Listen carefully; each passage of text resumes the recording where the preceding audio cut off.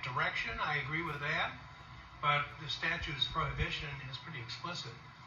And I'm not sure that the evidence that you have, especially because it's just well, not just especially, but in part because it's just a regular photograph. It's not multidimensional. It doesn't show the exact area in which the firearm was aimed. Judge, even if you see the firearm. Again, the photograph is perhaps the fifth or sixth most relevant piece of evidence on this topic. Most what? Fifth or sixth most relevant piece of evidence on this topic. We have testimony, we have videos. I'm not going all over that again. The defense submitted their own exhibit of the FBI video with the Zeminskis denoted as being the only two that were on that side of the Duramax.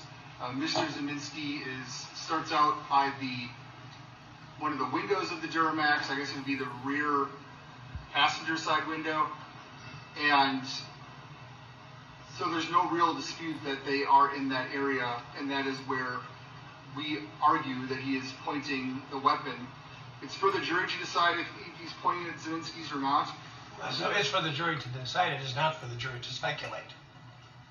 I mean, let's look at the statute. That's a good place to start.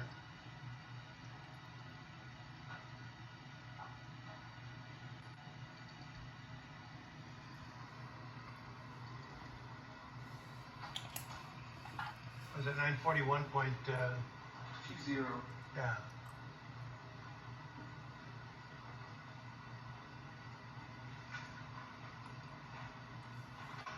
And that brings up, a separate issue, I suppose. That what is the role of Mr. Rosenbaum, assuming the defendant violated that statute? That's the very theory that the state has proceeded on in the first place, is that the defendant was a vigilante who was getting himself involved in something that was not his concern. And now you're telling me that would justify Mr. Rosenbaum's actions? I'm kind of struggling with that too. How would that justify? I mean, what does the jury do with that?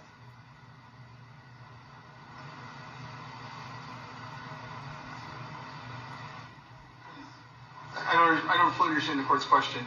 I would also note that pardon me?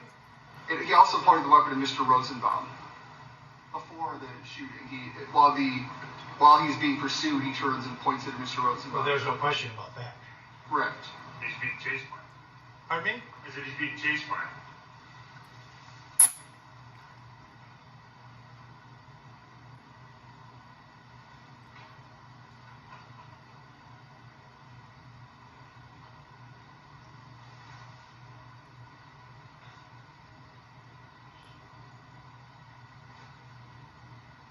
Well, they made it much more complicated. It used to be points or aims a firearm at another. I'm not seeing that exact language anymore, but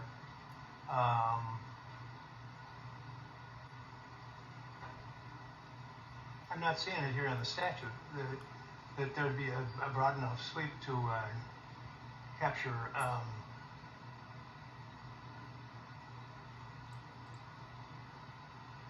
some wrongfulness in just pointing the firearm towards the west without evidence that it was pointed specifically at or toward another?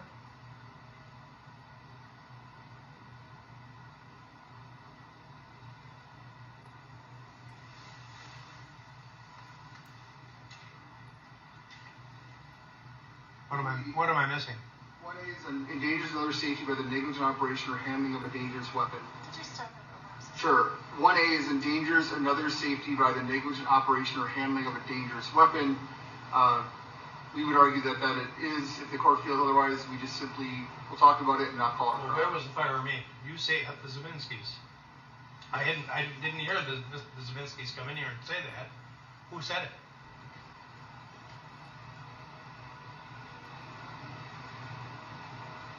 Except for looking at the video, and that's who's over there. That would be the only evidence. Pardon?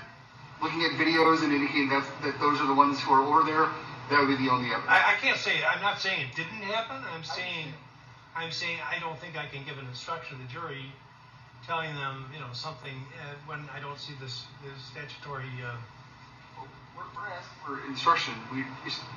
In our closing, in our arguments, we just wanted to say that it's. I think it would be okay for you to state what the law says, but you have to be careful because the jury cannot be invited to speculate.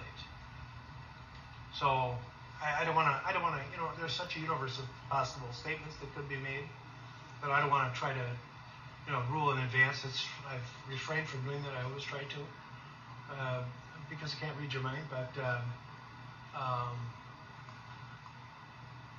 so I'm not going to say he can't mention that at all. That it's unlawful to point a gun at somebody. The jurors probably have a sense of that anyway. But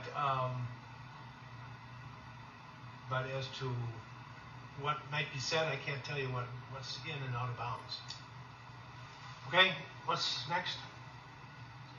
Oh, we got. Okay? Ready for the jury? I'll probably take a break after the lengthy instructions. And